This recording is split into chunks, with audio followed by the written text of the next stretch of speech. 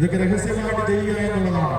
അപ്പൊ അപ്പം കൊടുക്കുന്നത് ദൈവരാജ്യത്തിന് അർഹത നൽകുന്നതാണെന്നുണ്ടെങ്കിൽ നാക്ക് കൊടുക്കണമെന്നുള്ളതാണ്. സുവിശേഷങ്ങളിൽ കടന്നു പറയുന്നുണ്ട്, നിങ്ങൾക്ക് തിരികെ നൽകുവാൻ നിങ്ങൾ സത്യ നടക്കുമ്പോൾ നിങ്ങൾക്ക് തിരികെ നൽകുവാൻ എനിക്ക് വരയ്ക്കണമേ. ഞാനിത് സന്നദ്ധനാണെന്ന് പറയുമ്പോഴാണ് പ്രാർത്ഥന കൃത്യമാണ്. മറ്റത് നാക്കുകൊണ്ടുവന്ന വിശ്വാസികളുടെ പ്രാർത്ഥനയെല്ലാം നല്ല ആഗ്രഹം ചെഫുർഗിഷ്. എന്നാൽ അതിനായി നിങ്ങൾ നമ്മൾ ഓരോരുത്തരും സന്നദ്ധനാകുന്നുവെങ്കിൽ അവിടെ പ്രാർത്ഥനയാകാത്തത് അതുകൂടെ പ്രാർത്ഥനയാകാത്തത് നമ്മൾ പറയുന്നതെല്ലാം ഇവരെ എല്ലാവരെയും ദൈവം സഹായിക്കുന്ന ദൈവം സഹായിക്കുന്ന ദൈവം സഹായിക്കുന്ന ക്രിസ്തുരാജ സഹായിക്കുന്ന പക്ഷെ ഇതിങ്ങനെ ചെയ്യാൻ ക്രിസ്തുരാജ എന്നെ സഹായിക്കണമേ, ഞങ്ങളെ സഹായിക്കണം. ഈ ഒരു മനോഭാവം സ്വീകരിക്കുവാനായിട്ട് മറ്റുള്ളവരിൽ നിന്റെ മുഖം കണ്ടുകൊണ്ട് അവരെ സ്നേഹിക്കുവാൻ, സേവിക്കുവാൻ, ശുശ്രൂഷിക്കുവാൻ ഞാൻ സന്നദ്ധനാകുന്നു. വളരെ വിശുദ്ധ ഗ്രന്ഥത്തിൽ പ്രവാചകന്മാരെ വിളിക്കുമ്പോൾ ഇതാ ഞാൻ സന്നദ്ധനാണെന്ന് പറയുന്നുണ്ട്. ഞാൻ സന്നദ്ധനാണ്, ഞാൻ സന്നദ്ധനാണ്. നമ്മൾ വൈദിക സിസ്റ്റേഴ്സിന്റെ പ്രൊഫഷനെ വിളിക്കുമ്പോൾ ഇതാ ഞാൻ സന്നദ്ധനാണ്.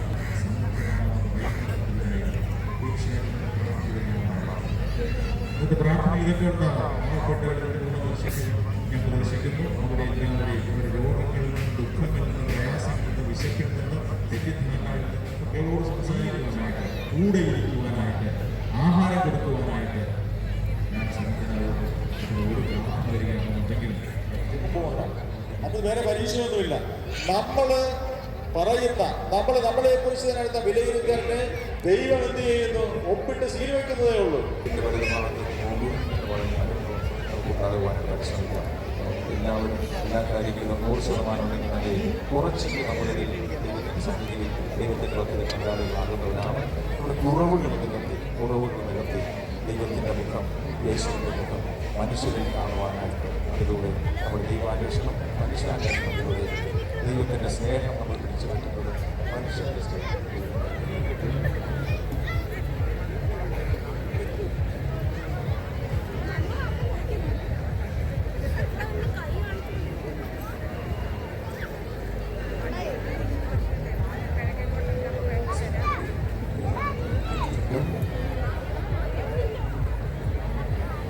ഈ വചനത്തിലൂടെ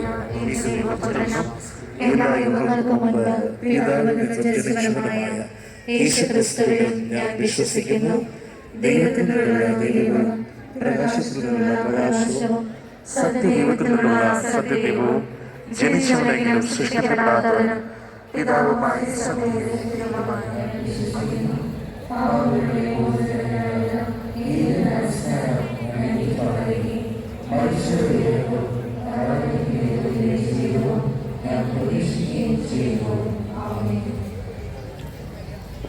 ശാരീരിക, മാനസിക, ആത്മീയ ആരോഗ്യവും തൊഴിൽ സ്ഥിരതയും മത്സ്യസമ്പത്തും നൽകി അവരെ ധന്യരാക്കണമേ എന്ന് ക്രിസ്തുരാജ അങ്ങയോട് ഞങ്ങൾ പ്രാർത്ഥിക്കുന്നു. അതിരൂപത അധ്യക്ഷൻ തോമസ് നെറ്റൂർ മെത്രാപ്പൊലീത്തയെ, സഹായ മെത്രാൻ ക്രിസ്തുദാസ് പിതാവിനെയും എല്ലാ പരിപാലനവും നൽകി അവരെ ബലപ്പെടുത്തണമേ.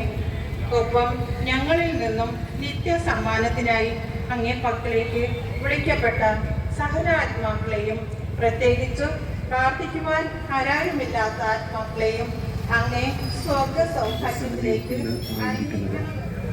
വിശ്വാസത്തോടുകൂടിയും പ്രത്യാശയോടുകൂടിയും നിന്റെ സന്നിധിയിൽ അവർ സമർപ്പിക്കുന്ന എല്ലാ പ്രാർത്ഥനകളും യാചനകളും അങ്ങ് സ്വീകരിക്കും.